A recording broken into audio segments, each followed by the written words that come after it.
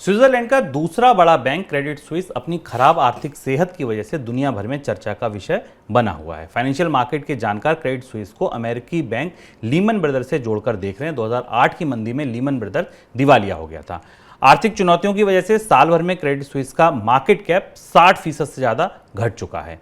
अक्टूबर 2021 में इसकी market cap $25 अरब के ऊपर होती थी, जो अब घटकर $10 अरब के करीब आ चुकी है। इस दौरान शेयर भाव जो है इस बैंक का वो 56% से ज्यादा टूट चुका है, घटकर इस समय ये $4 के करीब है। सर, क्रेडिट स्विस का आखिर संकट है क्या?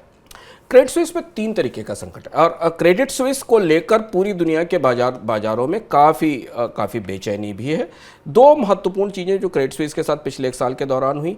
पहली महत्वपूर्ण चीज़ ये हुई कि यूबीएस बैंक के साथ एक स्पाइंग स्कैंडल में क्रेडिट स्विस को शामिल पाया गया और जिसमें क्रेडिट स्विस की भागीदारी पाई गई और उसे लेकर क्रेडिट स्विस पर के खिलाफ आदेश जारी हुआ।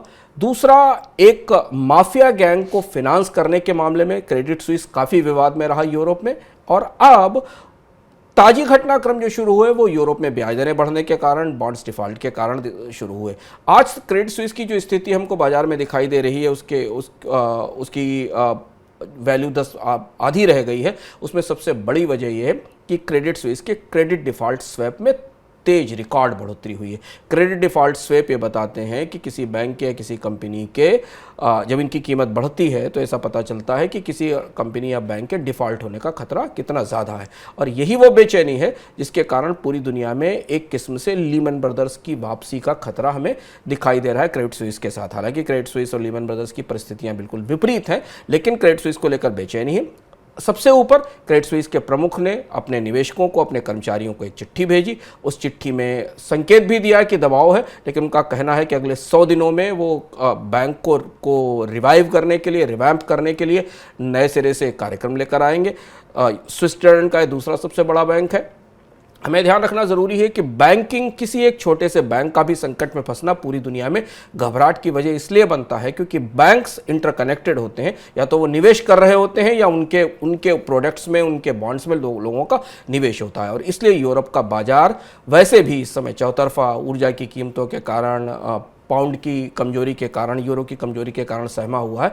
उस बीच यूरोप के सबसे बड़े और प्रमुख टॉप बैंक्स में एक क्रेडिट स्विस का संकट यूरोप पर मंडरा रहा है। सर, इसके लीमन होने की कितनी संभावना आपको दिखती है? क्या वाकई क्रेडिट स्विस लीमन जैसी स्थिति में पहुंच सकता है? क्रेडिट लीमन जैसी स्थिति में पहुंचने की संभावना शुरू में थोड़ा सा कम दिखती है। उसकी दो वजह कि लीमन की क्राइसिस थोड़ा दूसरी परिस्थितियों में आई थी। ऐसा माना जा रहा है, विशेषज्ञ मान रहे हैं कि क्रेडिट स्विस अगर डिफॉल्ट करता है या कोई बड़ा संकट आता है तो उसका बड़ा भूचाल हमें दुनिया में दिखाई देगा। लेकिन लीमन के समय दुनिया के रेगुलेटर्स ऐसी परिस्थितियों के लिए तैयार नहीं थे। उस समय वो अपने तरीके का पहला घटनाक्रम था और उस घटनाक्रम वो अचानक दुनिया पर फट पड़ा था। अब दुनिया के रेगुलेटर और बैंकर्स क्रेडिट स्विस की परिस्थितियों पर पिछले एक साल से नजर रख रहे हैं और इसीलिए हम आज इस बात पर चर्चा भी कर रहे हैं क्योंकि क्रेडिट स्विस के स्टॉक्स की कीमत जैसे जैसे गिरती जा रही है, उसके वैल्यूएशन जिस तरह से गिर रहे हैं, इसके साथ क्रेडिट स्विस के नतीजों पर, उनकी एसेट्स पर करीब से निगाहें रखी जा रही हैं। यह माना जा रहा है कि क्रेडिट स्विस के साथ डॉयचे बैंक भी किसी हद तक समस्या में आ सकता है। लेकिन फिलहाल अभी क्रेडिट स्विस के मैनेजमेंट ने इस बात का वादा किया है कि वो बैंक को उबारने की कोशिश करेंगे। लेकिन जो बेचैनी और जो डर बाजार में दिखाई दे रहा है, क्योंकि पिछला घटनाक्रम लीमन का पीछे है, इसलिए बाजार बुरी तरह सहमा हुआ है। क्रेडिट स्विस के घटनाक्रम पर हम करीब से नज़र रखेंगे और आपके पास लेकर आएंगे क्योंकि ये यूरोपियन अर्थव्यवस्था की नई फॉल्ट लाइन या नई दरार है जो धीरे धीरे खुल रही है। और बैंकों की समस्याएं एकदम सामने खुलकर नहीं आती, इनमें लंबा समय लगता है। अगर क्रेडिट स्विस की ढलान को आप देखें तो एक साल से क्रेडिट स्विस में कुछ ना कुछ समस्याएं लगातार चल रही हैं।